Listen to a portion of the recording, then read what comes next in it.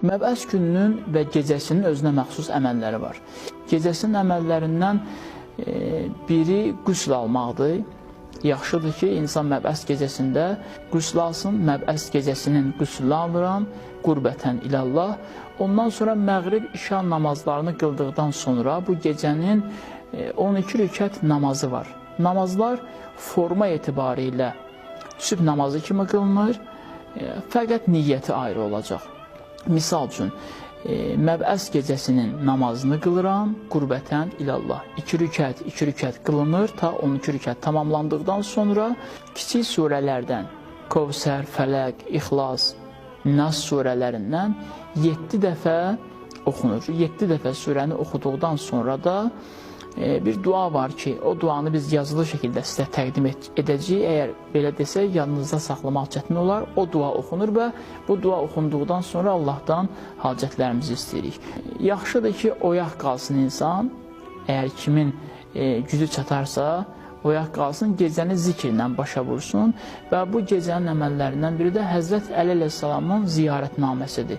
Həzrət Əli əleyhissalama salam verməkdir, onun ziyarətnaməsini oxumaqdır. Məbəs günün əməllərinə gəldikdə isə bu əməllərin arasında ən təkid olunan əməl oruc tutmaqdır. Məbəs gününün orucunu tuturam, qurbətən ilallah. Bunu da qeyd edim ki, hər kəsin qəza orucu varsa, müstəhəb oruc niyyət etməməlidir, icazəli deyil. Qəza orucundan tutarsa, Allahın rəhməti genişdir, elə məbəs günündə oruc olduğuna görə bu günün səvabından da mütləq faydalanacaq. Və məbəs günündə qüsl almaq da müstəhəbdir. Məbəs günündə də qüsl alasan, tövsiyə edirlər, rəvayətlər, hədislər və eyni zamanda Həzrət Əli əleyhissalamın ziyarətnaməsi də məbəs günündə oxumaq müstəhəbdir. Bundan əlavədə məbəs gününün gecəsində qeyd etdiyimiz 12 rükət namazı günündə də qıla bilərsiniz. Və əsasən də bu günlərdə tövsiyə edirlər ki, çox salavat deyin, zikr eləyin. Salavat zikr eləmək ki, elə bilirəm, hər birimiz üçün çox asandır.